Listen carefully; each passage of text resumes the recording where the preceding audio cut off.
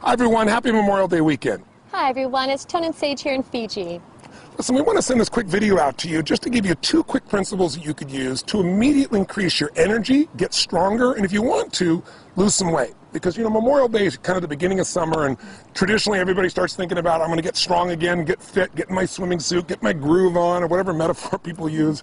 So we want to give you these 2 principles because A, they don't really take any willpower, that's the best part. B, they're scientifically proven, and C, really something you can do immediately to see an increase. And if you want to know more, we have our health program somewhere around this video, or you can come to a live seminar, but we don't want to wait. We want to give you something right now that can make a difference for you.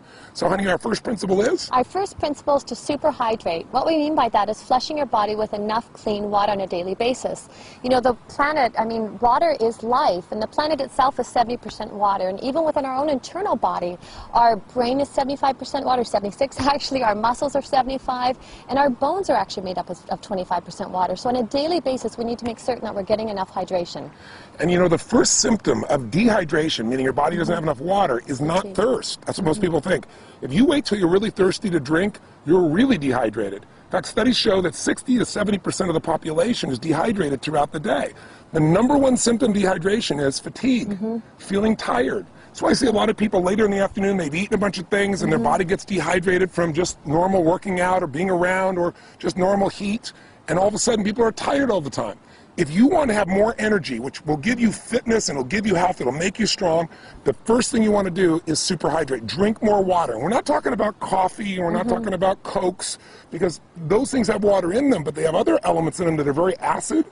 And when you get a lot of acid in your body's got to flush that acid out in order to stay balanced. And so as a result, you don't keep hydrated.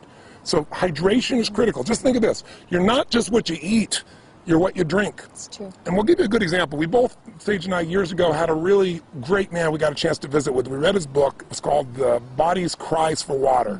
The Body's Many Cries for Water, excuse me. And it's by a man named Dr. Batman Gillen-Jolly. It's a mouthful. I call him Dr. Batman for short, and he was cool with that.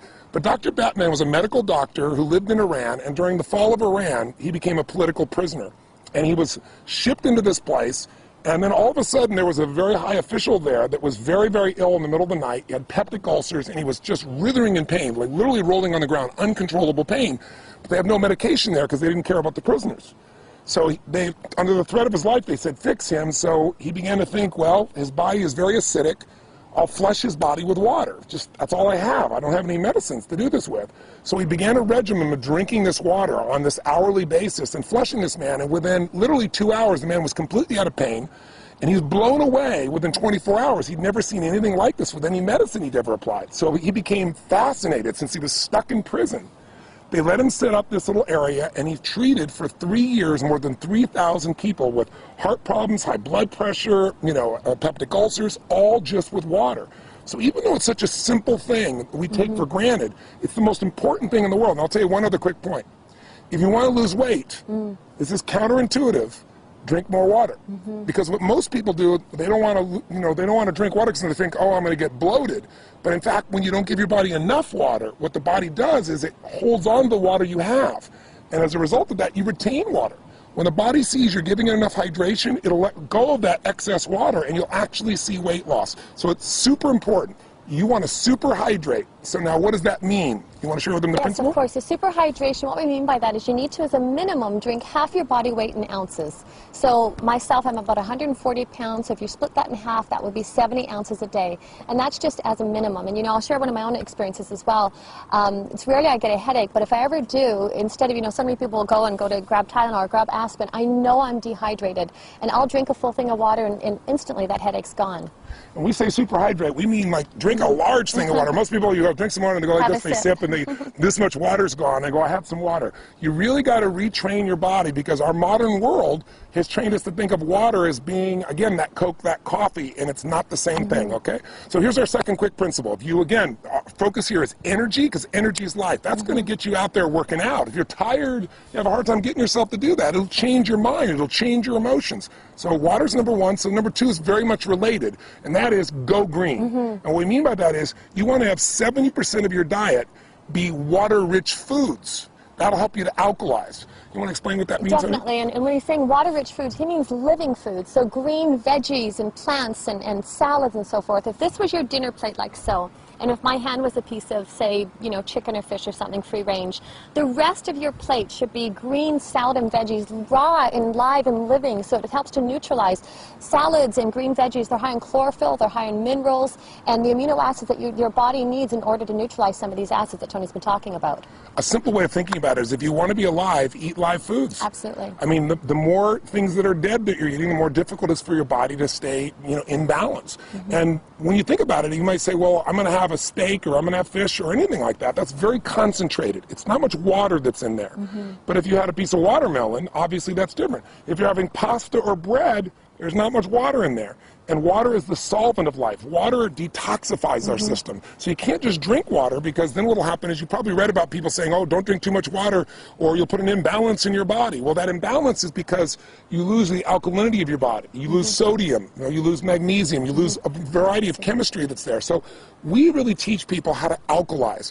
And when you drink green drinks or eat green foods, you're getting these natural alkaline components. What do we mean by that, to keep it simple? Think of it this way. There is a chemistry to energy.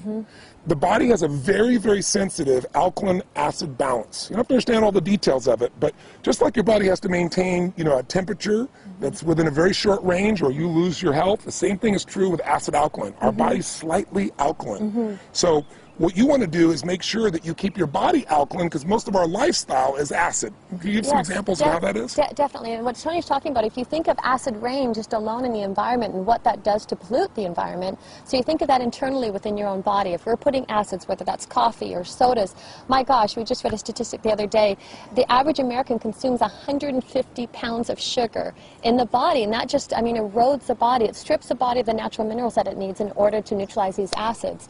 So by making choices with green veggies and by having a green drink, we get up and we do our, you know, inner balanced greens and wheatgrass, and to make choices, or even something as simple as lemon in your water, all those help to counterbalance and keep the body in balance, like in a homeostasis, which is constantly trying to do. And even if you're not eating sugar directly, that white sugar, or now you have all these NutraSweet, all these alternatives that are just as acidic and sometimes even more toxic for the body. We're taking 30 times more sugar in our bodies than our grandparents were taking. I mean, and sugar is acid, and it changes the chemistry of the body. And what you also need to know is acid creates an environment where there's less oxygen, an anaerobic environment. When you have less oxygen, you have fatigue. And some of the most interesting studies have shown cancer only grows in an acidic anaerobic environment. That's what makes it expand. So if you want to get the benefits of health, of energy, of vitality, if you want to lose weight, listen, if you're overweight, you're over acid.